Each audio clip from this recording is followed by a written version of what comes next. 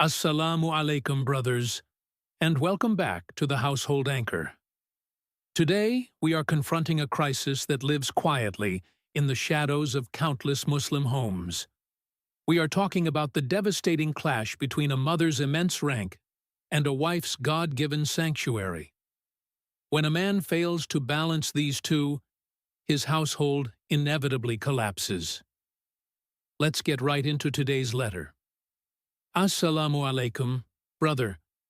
I am in a situation that is tearing my heart apart, and I need guidance before my marriage completely collapses.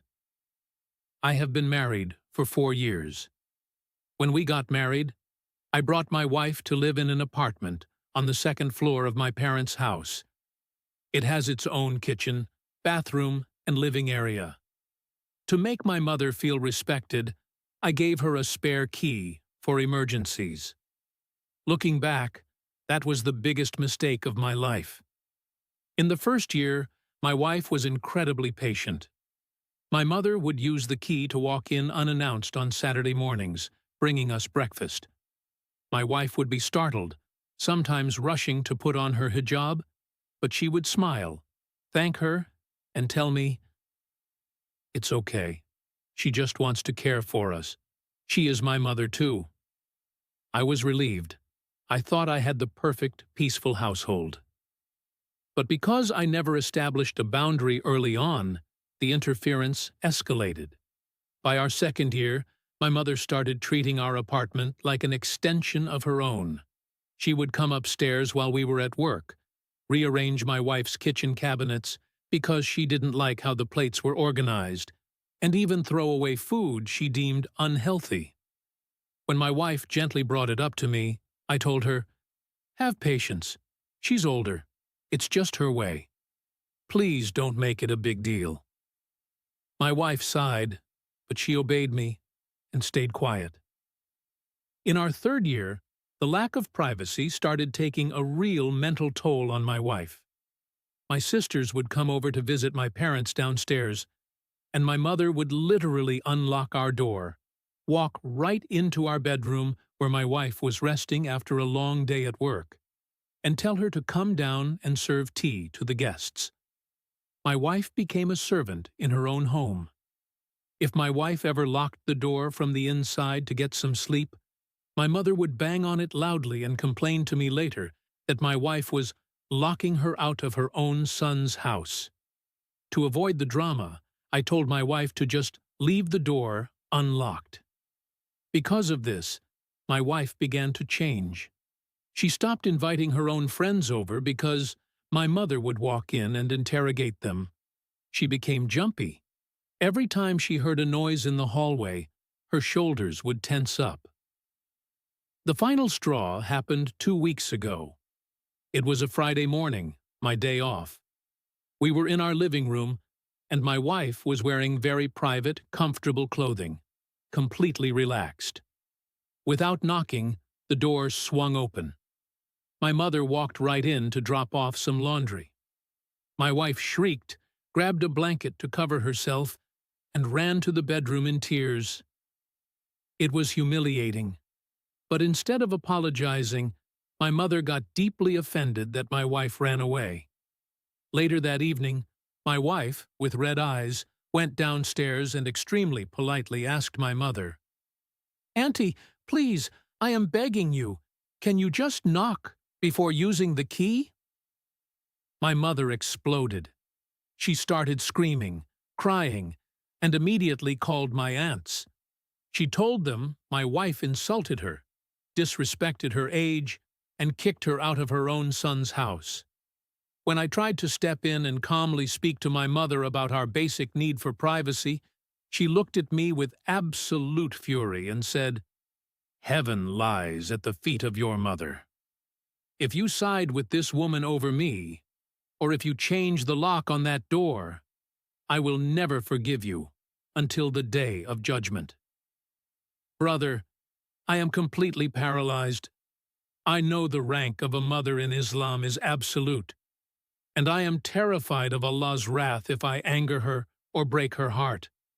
But I go upstairs and my wife is a shell of the woman I married. The patience is gone. The depression has taken over. She cries every night, asking for her Islamic right to a separate accommodation where she just feels safe to take off her hijab. She is now packing her things and threatening to go to her father's house because she feels I cannot protect her. I am failing. I want to be a dutiful son, but I am watching my wife drown. How do I navigate this without destroying my akhirah? Please tell me what to do, brother. And to everyone watching who feels torn between his blood and his marriage, listen to me carefully.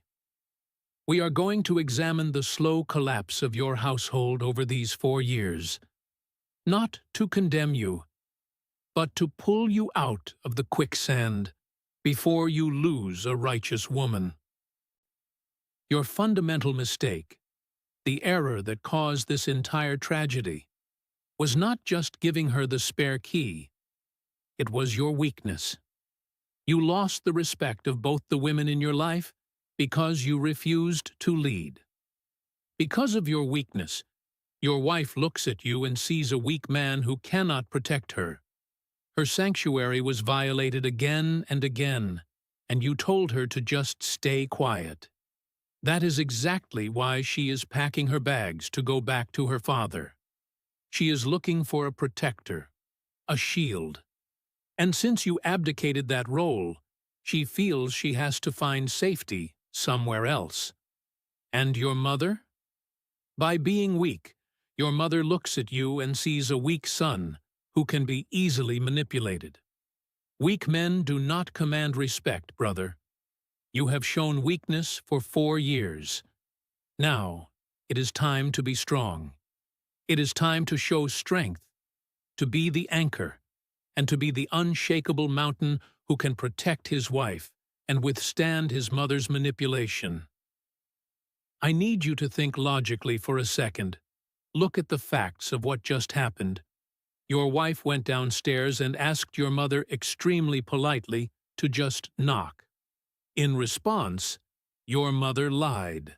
She called the extended family and completely fabricated a story that your wife insulted her and kicked her out. Brother, let me ask you a question. Would Allah be pleased with you for supporting lies, especially lies against your own innocent wife? In the Quran, Allah describes spouses as garments for each other. A garment protects, a garment covers, a garment shields you from the harsh elements. Right now, your mother is actively stripping your wife of her honor in front of your family by spreading lies about her. How are you being her garment?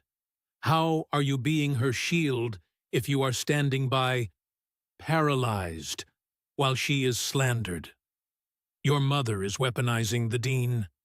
She is quoting the hadith about heaven lying at her feet, but what she is doing, violating privacy, lying, and oppressing an innocent woman, directly contradicts the Quran. It contradicts the Creator himself. How could you possibly think that Allah would want you to support your mother against Allah himself? Does that sound logical to you? Brother, you need to learn to differentiate what actions actually fall under the obedience mentioned in the Hadith, and what actions do not. You must stop allowing yourself to be misguided by biased and incorrect cultural quotations of our deen. I advise you to start learning about our religion from authentic and reliable sources. You must use the Quran as your first source and ultimate baseline. For the specific, strict legal rights of a marriage, go to the authentic ahadith. When you actually study the deen, you will see that your wife has an absolute, non-negotiable right to a private dwelling with a locked door, and your mother has zero Islamic right to violate it. You are paralyzed right now, so here is the way to take your spine back and save your marriage. Step 1. You change the lock today. You do not discuss it. You secure the perimeter of your wife's sanctuary immediately. Step 2. You go downstairs and you speak to your mother as a man. You kiss her forehead. You lower your wing of humility, and you tell her firmly, "Mother, I love you, and my life is at your service. But that apartment is my wife's private realm. The spare key is gone, and from now on, we knock and wait for permission." Step 3. You weather the storm. She will cry. She will involve the aunts. She will threaten your Akira again. She will give you the silent treatment. You do not raise your voice. You continue to bring her gifts and show her respect. But you do not hand that key back.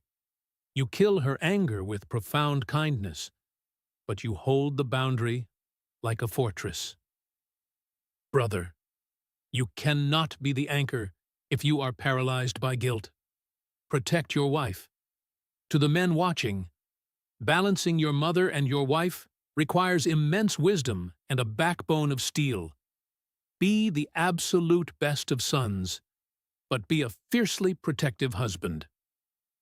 If this analysis sharpened your perspective, hit the subscribe button and stand with us. Send your specific challenges, stories, or situations to thehouseholdanchor@gmail.com. Total anonymity is always guaranteed. Let me know how you would handle this cultural minefield in the comments. Keep your frame, hold your boundaries, and be the anchor of your household. Assalamu alaikum.